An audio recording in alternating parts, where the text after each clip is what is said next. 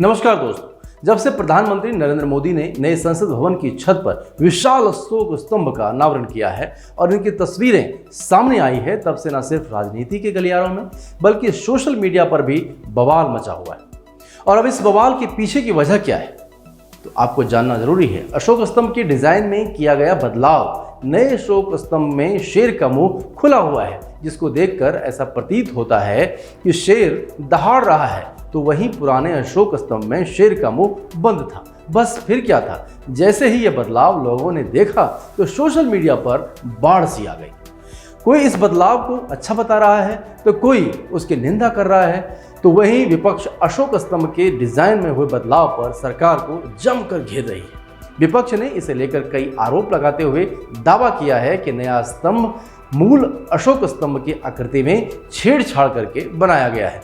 अब विपक्ष का यह कहना है कि राष्ट्रीय चिन्ह में जो शेर है वो शांत है, उसका मुंह बंद है, वहीं नए संसद भवन में लगे अशोक स्तंभ के शेर आक्रामक दिखते हैं, उनका मुंह खुला हुआ सा है, जिसको लेकर विपक्ष बार बार सरकार पर हमला बोल रहा है। लेकिन इस विवाद के बीच आपको बताते हैं, नए अशोक स्तंभ की खासियत प्रधानमंत्री नरेंद्र मोदी ने जिस विशाल अशोक स्तंभ का अनावरण किया है उसका वजन 9500 किलोग्राम है। कांस्य से बने इस राष्ट्रीय चिन्ह की ऊंचाई 6.5 मीटर है। देश के किसी हिस्सों में 100 से अधिक कारीगरों और शिल्पकारों ने इसे तैयार किया है, तो वहीं इसे बनाने में 9 महीने से भी ज्यादा का वक्त लग गया है। बता दें कि नए संसद भवन की छत पर राष्ट्रीय प्रतीक लगाने का काम 8 अलग अलग चरणों में पूरा किया गया है। इसमें मिट्टी से मॉडल बनाने से लेकर कंप्यूटर ग्राफिक्स तैयार करना और फिर कांस्य निर्मित आकृति को पॉलिश करना भी शामिल है।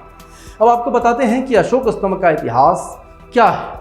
अशोक स्तंभ की कहानी 273 ईसा पूर्व में शुरू हुई थी। उस वक्त मौर्य वंश के तीसरे शासक सम्राट अशोक का शासन था।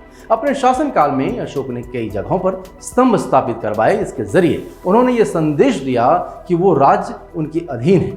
इन स्तंभों में शेर की आकृति बनी हुई है। वाराणसी के नजदीक सारनाथ और भोपाल के करीब सांची में बने स्तंभ और शेर शांत दिखते हैं। अब कहा जाता है कि ये दोनों प्रतीक अशोक के बौद्ध धर्म स्वीकार करने के बाद बनवाए गए थे। राष्ट्रीय चिन्ह के रूप में स्वीकार किए गए अशोक स्तंभ को सारनाथ से लिया गया है। तो वहीं आपको बता दें कि इस स्तंभ के शीर्ष पर 4 शेर बैठे हुए हैं। सभी की पीठ एक दूसरे से सटी हुई है। अशोक स्तंभ के 4 शेर शक्ति, साहस, आत्मविश्वास और गौरव का प्रतीक है। राष्ट्रीय चिन्ह में एक और चीज जो अशोक स्तंभ से ली गई है वो है अशोक चक्र। अशोक चक्र को राष्ट्रध्वज में देखा जा सकता है। साथ ही अशोक स्तंभ के निचले हिस्से पर पूर्व दिशा की ओर हाथी, पश्चिम की ओर बैल, दक्षिण की ओर घोड़ा और उत्तर की ओर शेर है। इस पूरे चिन्ह को कमल के फूल की आकृति के ऊपर उकेरा गया है। यह स्तंभ सारनाथ के पास उस जगह को चिन्हित करने के लिए बनाया गया था जहां बुद्ध ने अपना पहला उपदेश दिया था। अब हम आपको बताते हैं कि इस स्तंभ को राष्ट्रीय चिन्ह का दर्जा कब मिला। भारत सरकार ने अशोक स्तंभ को राज्य चिन्ह के रूप में 26 जनवरी 1950 को अपनाया था। अशोक स्तंभ को राष्ट्रीय चिन्ह के तौर पर इसलिए चुना गया था क्योंकि ये संयमित, शक्ति और शांति का प्रतिनिधित्व करता है। इसके अलावा चिन्ह अहम सरकारी दस्तावेजों, मुद्राओं पर दिखाई देता है।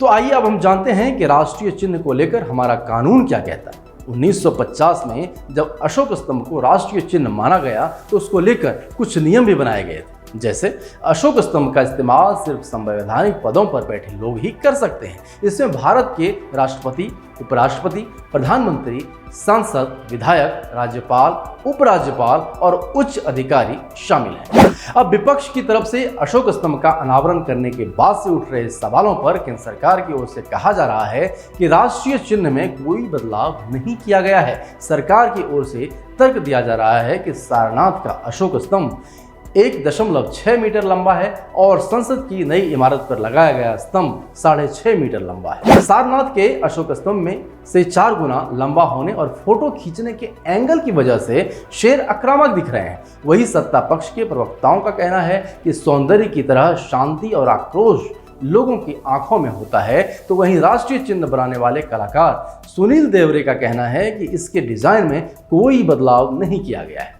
उन्होंने कहा है कि मूल आकृति से बड़ी मूर्ति नीचे से देखने में अलग लग सकती है। नए स्तंभ का आकार सारनाथ की तुलना में काफी बड़ा है।